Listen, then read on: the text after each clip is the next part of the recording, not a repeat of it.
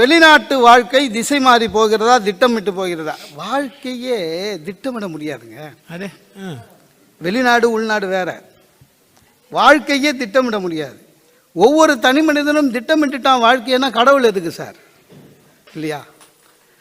நான் பிறக்கும் போதேவா சொல்கிறாங்க வாங்க மைக்ரோசாஃப்ட் இன்ஜினியர் எங்கள் வீட்டில் பிறந்துக்கிறாருன்னு. பிறக்கும் போது எல்லா குழந்தை தான்.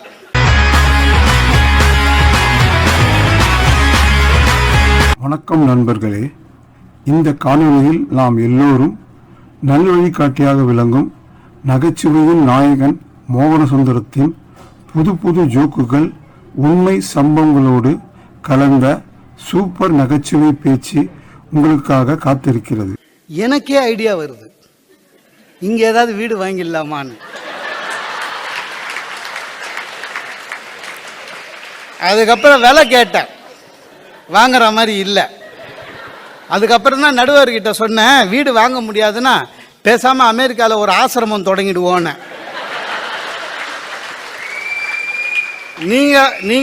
நீங்கள் வழக்கம் போல் அருள் சொல்லுங்கள், மீதி வேலையெல்லாம் நான் பார்த்துக்கிறேன்னு. இப்போ எங்கள் ரெண்டு பேருக்கு இருக்கிற ஒரே பிரச்சனை, அண்ணியை கூட கூட்டின்னு வர்றதா இல்லை இந்தியா பிரான்ச்சுக்கு ஹெட்டாக போட்டுட்டு அங்கேயே விட்டுட்டு வந்துடலாம்.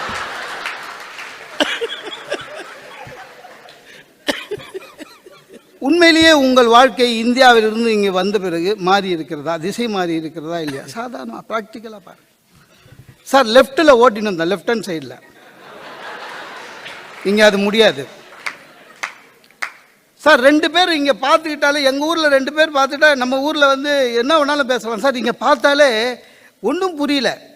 என்ன வேகமாக வந்துட்டியா, டிக்கெட்டு கொடுத்தாங்களா, என்ன டிக்கெட்டுன்னு? நான் ஏதோ டிக்கெட்டு கொடுக்குறாங்கன்னு. நாங்களாம் டிராஃபிக் போலீஸுக்கே டிக்கெட் கொடுத்துட்டு வருவோம். இங்கே ஒரே நேரத்தில் எப்போவுமேங்க ஒரு விசா பயத்துடைய வாழ்வது இருக்குல்ல, அந்த பயத்தில் இருக்கிற வாழ்க்கை திசை மாறி போனதா இல்லையான்னு எனக்கு சொல்லுங்கள். Due life and credit history, இதை பற்றி நிறைய பேர் நம்ம பேசிக்கிட்டே இருக்கோம். வெளிநாட்டு வருவதே திசை மாறுவது தான் சார். எல்லாருமே அமெரிக்கா போகணுன்னு நினச்சி வந்தீங்க? இல்லை, நல்ல சம்பளத்தில் வெளிநாட்டில் இதை உங்களே இங்கிலாண்டில் கூப்பிட்டா போயிடுவோம், ஆஸ்திரேலியாவில் கூப்பிட்டாலும் போயிடுவோம். அதனால் வெளிநாட்டு வாழ்க்கை என்பது திட்டமிடுவதே இல்லை. எங்கே நல்ல நமக்கு வேலை கிடைக்குதோ அங்கே வரும். வந்த இடத்துல அந்த நாட்டுக்குரிய நாகரிகமும் பண்பாடும் நம்மை ஒட்டி கொள்கிறது. நம்முடைய வாழ்க்கை திசை மாறுகிறது. அதான உண்மை. எத்தனை பேர் கவலைப்படுறோன்னு எனக்கு தெரியாதா சார்? உள்ளூர்லங்க ஒரு வேலை பார்த்துட்டு பொண்ணு பார்க்குறது 4-6 மாதமாக பொண்ணு பார்க்குறோம். ஒரு 10-15 பொண்ணு பார்த்த பிறகு கல்யாணம் பண்ணியும் சரி வரல. என் ஃப்ரெண்டு இங்கேருந்து அமெரிக்காவில் இருந்தான், 15 நாள் லீவ் எடுத்துன்னு வந்தான். கல்யாணம் பார்த்தான், கல்யாணம் பண்ணால் முடிஞ்சிச்சு.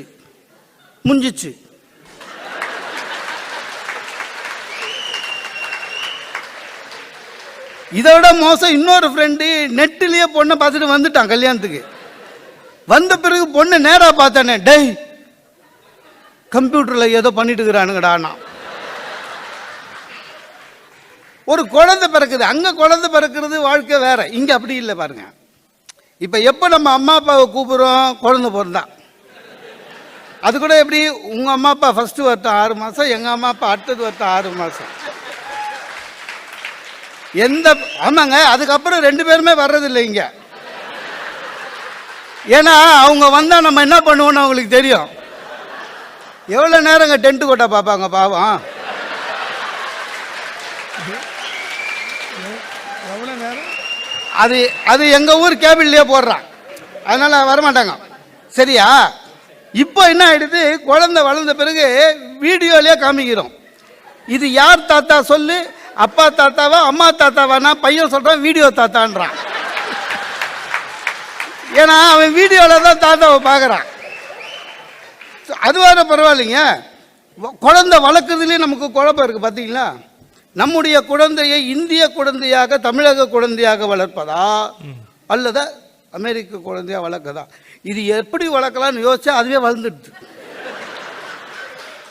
மெட்ராஸில் ஒரு அமெரிக்காவிலேருந்து வந்த தம்பதிகளோட குழந்தை ஒன்று நான் பார்த்தேங்க. மெட்ராஸில் பிள்ளையார் கோயிலுக்கு பிள்ளையார்கிட்ட போயிட்டு உண்டி இருந்ததில்ல, உண்டியில் காசு போட்டுடுச்சு. காசு போட்டுட்டு உண்டியை தட்டுது. அது அமெரிக்க வாழ் இந்திய குழந்தை. நம்ம எதுவும் சொல்லி தரல பாவம். தட்டுது. நான் என்னம்மா தட்டுற அப்படின்னா, நத்திங் இஸ் கம்மிங் அங்கிள் அப்படின்ச்சு. அது என்ன நினச்சிக்கிச்சு, இங்கே எல்லாமே மெஷினுங்க, காசு போட்டால் ஏதாவது ஒன்று வரும்.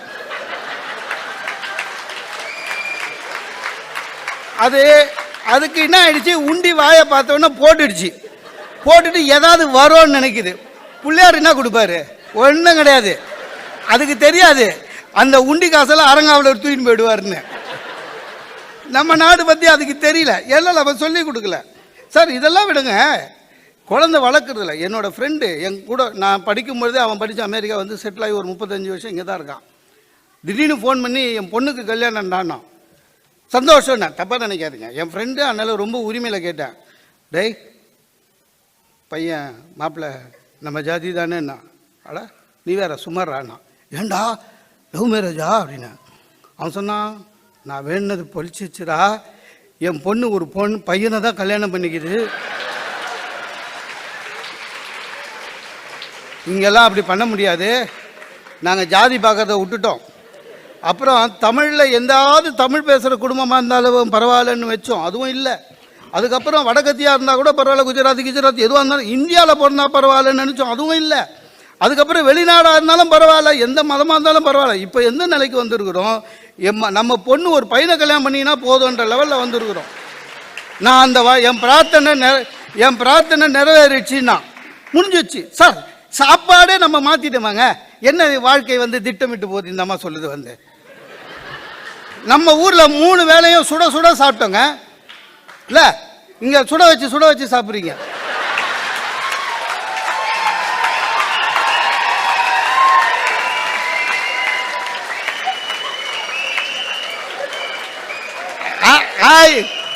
ஆயிரம் சொல்லுங்க, அங்கெல்லாம் அப்படி கிடையாது. சரியா, காலையில் பண்ணது மத்தியானம் வந்தால் திட்டுவோம். இன்னும் காலையில் தான் அதே சட்னி, மத்தியானமும் அதே சட்னி. நான் இங்கே அப்படி கிடையாது, 2 பேரும் வேலைக்கு போறீங்க, தப்பு இல்லை. நான் சொல்கிறது இந்த வாழ்க்கை தவறல்ல, நீங்கள் வாழ்வது தான் சரி. ஆனால் கேட்ட கேள்வி திசை மாறி போயிடுச்சா இல்லையா, புரியுதா? அதுதான் வாழ்க்கை, தப்பு இல்லை. இங்கே இப்படி தான் இருக்கணும். அண்ணனே இங்கே கிரீன் கார்டு வாங்கினாலும் அதுதான் வேற வழி கிடையாது. எனக்கு கம்பராமாயணம் தெரியும், அது எனக்கு தெரியும், பாத்திரம் விளக்கு வல்ல முடியாது இல்லைங்க. அப்படிதாங்க, அங்கே அப்படி இல்லைங்க. ஆஃபீஸ்லேருந்து வந்த உடனே டிகாஷன் சூடாக காஃபி ஒய்ஃபு கொடுத்தா ஊதி குடிக்கிறோம். நைட்டு சாப்பாடு பரிமாறுறா, சாப்பிட்றோம், இது வச்சுக்கோங்க அது வச்சுக்கோங்க. அந்த வாழ்க்கை இங்கே போயிடுச்சு. நம்ம ஆஃபீஸ்லேருந்து வரோம், 2 பேரும் வேலை செய்கிறோம், ஒய்ஃபு வந்திருக்க மாட்டாங்க. டின்னர் ஃப்ரிட்ஜை தர லெஃப்ட் ஹேண்ட் சைடில் 3வது பாக்ஸு அவன் தரகுறான். அது உள்ள எஸ்ஏடின்னுக்குது. என்ன சாம்பாருக்கு எஸ்ஏடி போட்டிருக்கேன்னா, ஓ அது சாட்டர்டேக்கு வச்சதியா.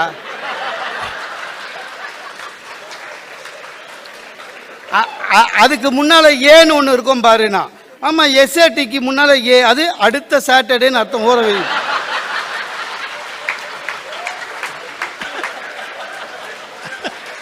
சார் இங்கேயே அப்படிதாங்க. இல்லைங்க, இங்கேயே அப்படிதாங்க. ஒரு வீட்டில் எனக்கு உட்கார வச்சுட்டு திடீர்னு கொழுக்கட்டை பிடிக்குமான்னாங்க. பிடிக்கும்னு 2 கொழுக்கட்டை எனக்கு வச்சாங்க. அண்ணனுக்கு வைக்கல, எனக்கு மட்டும் தான் வச்சாங்க. அப்புறம் நான் சொன்னேன், எனக்கு கொழுக்கட்டை பிடிக்கும்னு உங்களுக்கு எப்படிங்க தெரியும்னு. உங்களுக்கு இல்லைங்க, பிள்ளையாருக்கு பிடிக்கும்னு விநாயகர் சதுர்த்திக்கு பண்ணது உள்ள இப்போதான் கண்டுபிடிச்சி எடுத்துன்னு வந்தேன். நாங்கள் நீங்கள் என்னங்க மதுரையில் வந்து ஏதோ தமிழருடைய இது சுவடுகளாக இருக்குது, தோண்ட கிடைக்கும்னு. நம்ம வீட்டு ஃப்ரிட்ஜில் தோண்டுங்க, சங்க காலத்துக்கு முன்னால் வச்ச சாம்பாரே கிடைக்கும்.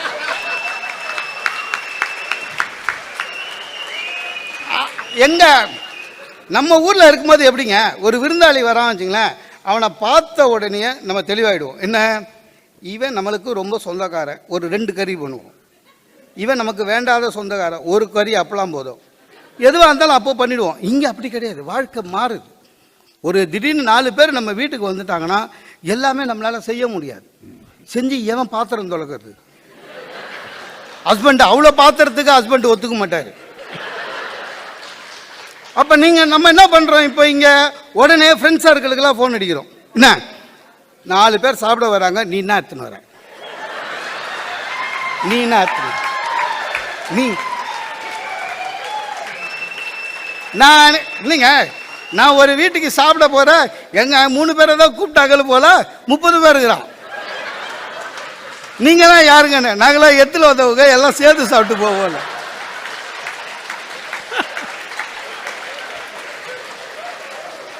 நான் சொன்னேன், என்னங்க சாப்பிட கூப்பிட்டுட்டு பிக்னிக் ஸ்பாட் மாதிரி ஆக்கிட்டீங்க, அவங்கவுங்க வீட்டிலேருந்து எடுத்துன்னு நம்ப மாட்டீங்க. அதுலேயும் ஒரு அம்மா எவ்வளோ உஷார் பாருங்க, கார்லேருந்து இறங்குது, அது என்ன எடுத்துன்னு வருதுன்னு பார்த்தா ஊறுகாய் பாட்டிலோடு வருது. இவங்க ஆற்றுல ஊறுகாய் இல்லைன்னு எனக்கு தெரியும், அதனால என்னோட ஷேர் இதுதான். உஷாரு சாப்பிட்டு போயிட்டாங்க மொத்தமாக.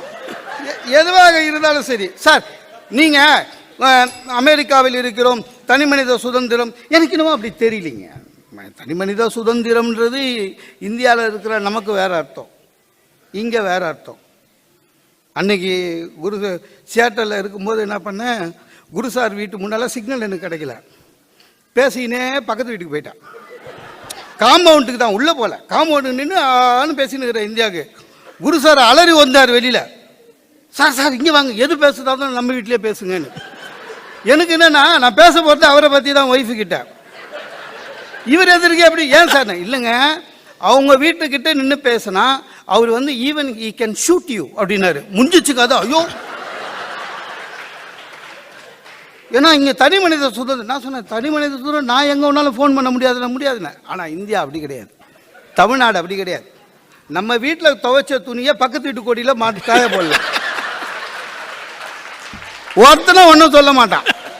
அவனே வந்து என்னை கேட்டால் கூட, என்ன உன் வீட்டு துணியை என் கொடியில் காய போகிறேன்னா கூட ஒரே வசனம், டேய் செத்து போயிட்டா கொடியை நான் தூக்கி நான் போக போகிறேன். ஆக நான் திரும்பவும் சொல்லுகிறேன், அமெரிக்க வாழ்க்கையை நான் கேலி செய்யவில்லை. உங்களுடைய வாழ்க்கை இங்கே இருந்தால் இப்படிதான் வாழணும், அதுதான் வெற்றி. ஆனால் ஒன்று, கேட்கப்பட்ட கேள்வி, வெளிநாட்டு வாழ்க்கை திசை மாறி இருக்கிறது, வாழ்க்கை திசை மாறி இருக்கிறது என்று சொல்லி. ஏன்னா இப்போ தமிழ்நாட்டிலேயே எப்போ தமிழ் புத்தாண்டு கொண்டாடுறதுன்னு தெரியல. எனக்கு தெரிஞ்சு சித்திரை 1ன்னு எனக்கு ஞாபகங்க. திடீர்னு கவர்மெண்ட்டு மாறுச்சு, தை 1ன்னா. நாங்கள் வழக்கம் போல் சரிங்கோன்னோம். அப்புறம் மறுபடியும் கவர்மெண்ட் மாறுச்சு, சித்திரை 1ன்னோம், சரிங்கோன்னோம். இப்போ நாளைக்கு நாளன்னைக்கு எவனாவது வந்து மாலை அமாவாசை அன்னைக்கு தான் தமிழ் புத்தாண்டுன்னுவோம். நாங்கள் என்ன பண்ண போகிறோம், சரிங்கன்னுவோம். அது ஜனவரி அது தை 1 சித்திரை 1 போகிற போக்க பார்த்தா டிசம்பர் 12 என்னைக்கோ ஒரு நாள். என்னைக்கு எங்களுக்கு என்ன, நமக்கு என்ன தேவை, ஒரு நாள் லீவு, அன்னைக்கு சாயங்காலம் டிவியில் புது படம், முடிஞ்சு போச்சு நம்ம தமிழ் புத்தாண்டு. உண்மையிலேயே தமிழ் புத்தாண்டை இவ்வளவு சிறப்பாக கொண்டாடுகிற இந்த அவையை மீண்டும் வணங்குகிறேன். அவர் சொன்னது தான் பெரிய விஷயம். அதாவது பண்டிகைகள் ஒன்றாக சேர்ந்து மகிழ்ந்து வணங்கவா இல்லை கொண்டாடவான்னு தெரியாமல் இருக்கிறது இப்போ தமிழ்நாடுடைய போக்கு ஆயிடுச்சு. ரொம்ப வருத்தம் தான் சார். தீபாவளிக்கு 536 கோடி விற்றுது. ஒரு கஷ்டம் என்ன தெரியுமா, அவன் போடும்போதுங்க 536 கோடிக்கு மது விட்டுறது அப்படின்னு போட்டுட்டு கூடுதல் செய்தியாக ஒன்று போடுறாங்க. அதுதான் ரொம்ப வருத்தம். என்னன்னா, இது கடந்த வருடத்தை விட 18 கோடி அதிகம்னு போடுறான். டார்கெட் ஃபிக்ஸ் பண்ணி விற்கிறோம். இதுதான் தமிழகத்துடைய அவலம். இருந்தாலும் கூட இந்த அளவு தமிழ் புத்தாண்டை சீரும் சிவப்புமாக கொண்டாடுகிறீர்கள், ஒரு பட்டிமன்றம் நடத்துகிறீர்கள், பர்வீன் சுல்தானாவையும் கூப்பிடுகிறீர்கள்.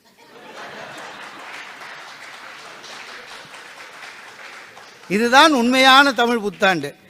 அவங்க சைடில் வந்து பர்வீன் மேடம் சேர்த்து ஒரு 3 பேர். அம்மா எப்படி பேசுனாங்களோ பின்னால் வரவங்களும் அதே மாதிரி தான் பேசுனாங்க.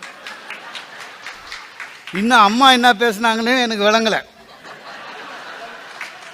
அம்மா சொன்ன வழியே நாங்களும் போகிறோன்னு இவங்க 3 பேர் பேசுனதும் விளங்கலை. சார் ஒன்றும் இல்லை, நம்ம இங்கே நம்ம கார்த்தி சகோதரர் வந்தார், நல்லா பேசினார். திடீர்னு சில பேர், அதாவது ப்ரொஃபஷனல் பேச்சாளர் மாதிரியேங்க. எங்கள் பர்வீன் கூட எப்படி தெரியுமா, பேராசிரியர் பர்வீன் எப்படி தெரியுமா, அவங்க சொல்கிற எடுத்துக்காட்டெல்லாம் பார்த்தீங்கன்னா கண்டிப்பாக கை தட்டணும், அந்த அளவு தான் சொல்லுவாங்க என்று ஓஷோ என்ன சொன்னார் தெரியுமா? நமக்கு தெரியாது, ஏன்னா நம்ம படிக்கல. நீ என்ன சொன்னாலும் சொல்லுமா அப்படின்னு. திடீர்னு அன்னை தெரசா, சுவாமி விவேகானந்தர், டாக்டர் ஜே அப்துல் கலாம் எல்லாம் கை தட்டுறது. அது மாதிரி இவர் வந்து இன்னைக்கு ஜல்லிக்கட்டு. என்ன ஜல்லிக்கட்டு கேட்டா, சார் ஜல்லிக்கட்டு திட்டமிட்ட போறதா? இல்ல, அது திட்டமிட்ட போராட்டம் இல்லை. நம்ம பாஷையில சொல்லணும்னா அது தானா சேர்ந்த கூட்டம்.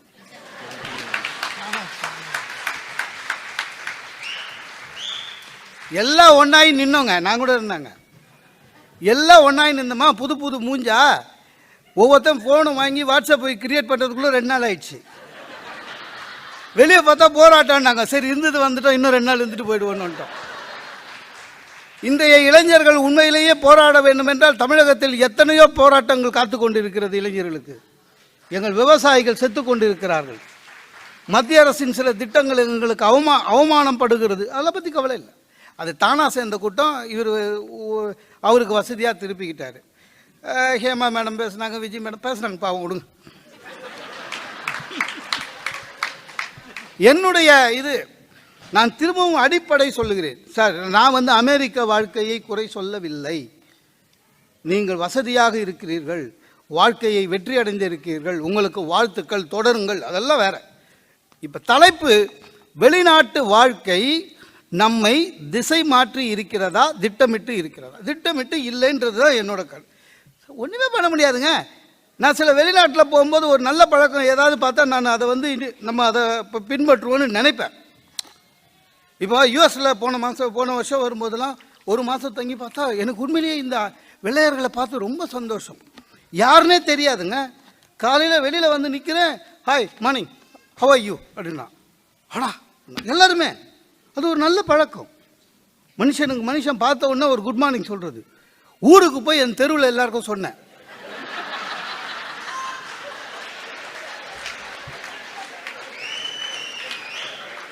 எல்லாம் என்ன ஒரு மாதிரி பார்த்தான். மாப்பிள்ள குளிரில் போயிட்டு வந்து மரம் கழண்டுச்சு அவனுக்கு. இல்லை சார், அந்த வாழ்க்கை வேற, இந்த திசை மாறிடுச்சு, அதான் உண்மை சார். பஸ் ஸ்டாண்டு பஸ்ஸு நிற்கிறதுக்கு முன்னாலேயே எங்கள் ஊரில் எந்த பஸ்ஸில் ஏறினாலும் ஒரு ஊர்லேருந்து இன்னொரு ஊருக்கு போகும்போது இங்கே மாதிரி நீங்கள் எக்ஸிட் எடுத்து எங்கே வேணாலும் நிறுத்த முடியாது. சரி, அவன் போய் நிறுத்துகிற அந்த கேவலமான பஸ் ஸ்டாண்டில் தான் நிற்கிறோம். சரிங்களா? அந்த அங்கே இருக்கிற டாய்லெட்டை தான் யூஸ் பண்ணணும். சரியா? கிட்டத்தட்ட ஓடுவோம். உங்களே நிறைய பேர் அது மாதிரி ஓடி இருப்பீங்க. உள்ள நுழைவுக்கு முன்னால் குரல் கேட்கும், காசு கொடுத்துட்டு போ முதல்லன்னுவான். நம்ம உள்ளே போயிட்டு அப்படியே போயிட போகிறோன்னு. எப்படா போவேன், திரும்பி வருவோம்ல. இல்லை, காசு கொடுத்து தான் உள்ளே போகணும். அங்கே கியூ சிஸ்டமே எங்களுக்கு தெரியாதுங்க. எவன் சாமர்த்தியமாக அவன் முன்னால் போயிடுவான். இங்கே அங்கத்துக்கும் அதுக்கும் கியூ நிற்கிது. ஆச்சரியமாக இருக்கு, நல்ல விஷயம். ஆனால் அது அங்கே முடியாது. நான் தமிழ்நாட்டில் போய் பின்னால் வாங்கன்னா, ஏய் முன்னால் போகிறதுக்கு தான் நான் முன்னால் போகிறேன், நீ பின்னால் வாட. வாழ்க்கை திசை மாறியது உண்மைதான் சார். ஹஸ்பண்டுன்றது ஒரு நல்ல மகிழ்ச்சியான ஒரு விஷயம் சார். கணவனாக இருக்கிறதுன்றது ஒரு மகிழ்ச்சியான விஷயம். நம்ம எவ்வளோ ஒன்றாலும் வேலைக்கு போய் கஷ்டப்படலாம் சார். அந்த குட்டி குட்டி மகிழ்ச்சி இல்லை, டைனிங் டேபிளில் உட்காந்து சாப்பிட்றது. நான்லாம் என் வீட்டிலலாம் வந்து சாப்பிட்ட தட்டிலேயே கை கழுவேன். அது ஒரு ராஜா மாதிரி. சுல்தான் நமக்கு தானே சுல்தானு. என் வீட்டுக்கு நான் தானேங்க ராஜா. அது ஒரு மகிழ்ச்சிங்க இல்லை, அது ஒரு மகிழ்ச்சி. இங்கே அப்படி இல்லைங்க. ஏன்னா இங்கே கிட்டத்தட்ட நான் நினைக்கிறேன் அமெரிக்காவில் இருக்கிற ஆம்பளைங்க எல்லாரும் எங்கள் பிக் பாஸில் வந்திருந்தீங்கன்னா எல்லாமே ஜெயிச்சிருப்பீங்க. ஆமாம், ஏன்னா நம்மளே பெருக்கணும், நம்மளே டாய்லெட் கழுவணும், நம்மளே மாபடிக்கணும், எல்லா வேலையும் நம்மளே பார்க்கணும். என் ஒய்ஃபே சொன்னான், நீங்கள் கூட விஜய் டிவியில் பேசினுக்கிறீங்களே எல்லாரையும் தெரியுது, போய் பிக் பாஸில் போய் கலந்துக்கோங்கண்ணா, நீங்கள் தான் ஜெயிப்பீங்கண்ணா. அவளுக்கு அது இல்லை, ஜெயிப்போன்னு சொல்லி நம்மளை உள்ளே போகிறதுக்கு மோட்டிவேட் பண்ணுறான். அவளுக்கு என்னன்னா அது உள்ளே போனால் 100 நாளா நான் வீட்டில் ஒரு வேலை செய்யறது இல்லைங்க. அதனால அவளுக்கு என்னன்னா, இவன் உள்ளே போய் பெருக்கி மாபடிச்சு சாவட்டும்,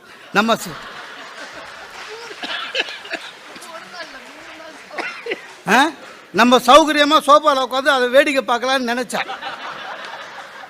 ஆனால் ஒன்று 3 நாள் தான் அதை பார்த்த உடனே பதறிட்டான். என்னென்ன நல்ல காலங்க நீங்கள் போகல அப்படின்னா. ஏன்ன அங்கே என்னங்க ஆம்பளை பொம்பளை அப்பப்போ கட்டி பிடிச்சிக்கிறாங்கன்னு.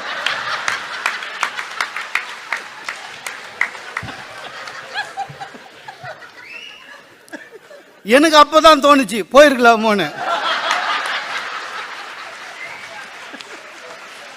இல்லை இல்லை, தப்பா நினைக்காதீங்க, நம்ம யாரையும் பண்ண போறது இல்லை. ஆனால் அவங்களே பண்ணா ஒன்றும் சொல்ல முடியாது. இன்னும் இருந்தாலும் எஃபெக்ட் ஒன்று தானே. இல்லை இல்லை, என்ன இருந்தாலும் எஃபெக்ட் ஒன்று தானே, அதனால. ஆனால் இங்கே இங்கே இங்கே ஆமாங்க, செவ்வாய்க்கிழமையான அன்றைக்கி ஒரு வீட்டில் தங்கி நிற்கிற, காலையில் டென்ஷனாகிறாரு. என்னென்ன இல்லை குப்பையில் எடுத்து வெளில வைக்கணும். அதனால் நீங்களே வைப்பீங்க என்ன? செவ்வாய்க்கிழமை இல்லை வேலைக்கிழமை நான் தான் வைப்பேன்னாரு. டே நீ தான் வைக்கிற, அதில் என்ன வேலைக்கிழமை செவ்வாய்க்கிழமை?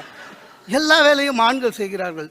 அந்த கணவன்ற அந்த அந்த ஒரு கம்பீரம் போகுது, வாழ்க்கையிலே திசை மாறுகிறது. உண்மையில தான் சார். உறவுகளை எத்தனை இழக்கிறீங்கன்னு உங்களுக்கு தெரியுமான்னு தெரியல, எனக்கு தெரிஞ்சு நிஜம். அமெரிக்காவில் இருந்து ஒருத்தன் சம்பாதிக்கிறானே, சொந்தக்காரன்லாம் கருவாக இருக்கான் சார். ஒருத்தனாவது நம்ம உறவுக்காரன் நல்லா இருக்கானான்னு அங்கே இருக்கிறவங்க என்ன நினைக்கிறாங்க, நீங்கள் படுற கஷ்டம் உங்களுக்கு தாங்க தெரியும். நீங்கள் ஒரு பெருமைக்காக கஷ்டத்தை வெளியில் சொல்கிறது இல்லை. நம்ம I am okay in US, okay.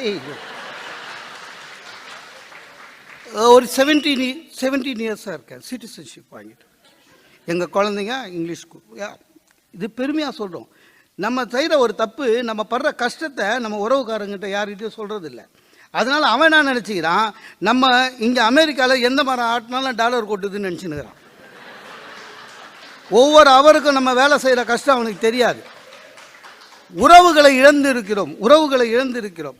இங்கே என்னங்க, கடன் வாழ்க்கை தானே உண்மையிலேயே. இல்லை, அந்த பயம் ஒரு ஓரத்தில் ஓடிக்கினே இருக்கும் சார், ஓடிக்கினே இருக்கும். ஹஸ்பண்ட் அண்ட் ஒய்ஃப் நம்ம திசை எவ்வளோ மாற்று, அங்கெல்லாம் அப்படி கிடையாதுங்க. இந்திய வாழ்க்கை அப்படி இல்லை. இங்கே ஒரு வீடு வாங்குகிறோம், வீடு வாங்கிட்டு ஒய்ஃப் வேலைக்கு போக முடியாத பட்சத்தில் முடிஞ்சு போச்சு. நான் ஒரு சார், என் கனவு சார் இங்கே வந்து தான் கை குடிச்சு. நான் என்னண்ண BMW வாங்கியிருக்கேன். ஓ கார் உங்கள் தானா? எந்த மாதிரி என்னண்ணா இன்னும் டியூ முடியலண்ணா. அப்போ வீடு பேஸ்மெண்ட்டு ரெடி பண்ணிட்டு இருக்கேன், மீதியெல்லாம் முடிஞ்சிச்சு, பேஸ்மெண்ட் தான் ரெடி பண்ணிட்டு இருக்கிறேன். இன்னும் பேஸ்மெண்ட் இல்லைண்ணா, ஒரு லைட்டாக பார் வச்சு கேட்கவே எனக்கு போறாமையாக இருந்தது. அப்புறம் அதுண்ணா வீடு உங்கள் தானே எந்த மாதிரி. அப்போ கிட்டத்தட்ட வாழ்க்கையே வாழ்க்கை மாதிரி தான், அதான் உண்மை.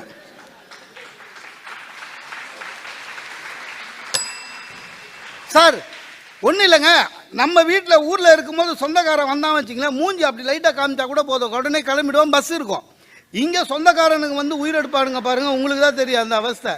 விசா இருக்குதுன்னு வந்துட்டுங்க, கொலம்பஸ்ன்னா அமெரிக்காவை கண்டுபிடிச்சாரு. நம்ம சொந்தக்காரன் தெளிவாக மேப்போட வருவான், கூகுள் மேப்போட. மாப்பிள்ள இங்கேருந்து 2 ஹவர் பை டிரைவ் ஆமாம் நியூயார்க்குன்னுவான்.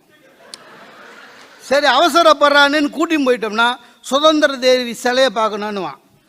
எதுக்கு ஊரில் எவ்வளோ பார்த்துக்கிற? ஒன்றும் இல்லை, இங்கே வந்தால் பார்க்கணும் அவனுக்கு. அந்த சுதந்திர தேவி கிட்டே போனால் அது மேலே போக முடியாதான்னுவான். அவனுக்கு தெரியாது அதுக்கே $50 மேலே போக முடியாது. ஆமாம், இந்த ரெட்டை கோபுரம் உழுந்து அதில் ஒரு மாடி கட்டியிருக்காங்க, 102 மாடியா விசாரிச்சுன்னு வந்திருக்கான் சார். அது மேலே போய் பார்த்தா நியூயார்க்கே தெரியுமா? தெரிஞ்சு என்னடா பண்ண போற? தெரிஞ்சு என்ன பண்ண போற? நீ பழைய வண்ணாரப்பேட்டையிலேருந்து வந்துக்கிற, நான் திருப்பி அதே பழைய வண்ணாரப்பேட்டைக்கு போக போகிறேன். அங்கே உனக்கு பஸ்ஸே கிடையாது. தெரிஞ்சு என்ன பண்ண போகிற? சார் 102 மாடி ஏறுறதுக்கு $40 நமக்கு தெரியும். அப்புறம் அங்கே நியூயார்க்லேருந்து சொல்கிறான் சார், இந்த டாலஸில் கென்னடி சுட்ட இடம் பார்க்கணும்னா. ஏன் பார்த்து என்ன பண்ண போகிற? காந்தியை சுட்டாங்களா அந்த இடம் பார்த்தியா நீ?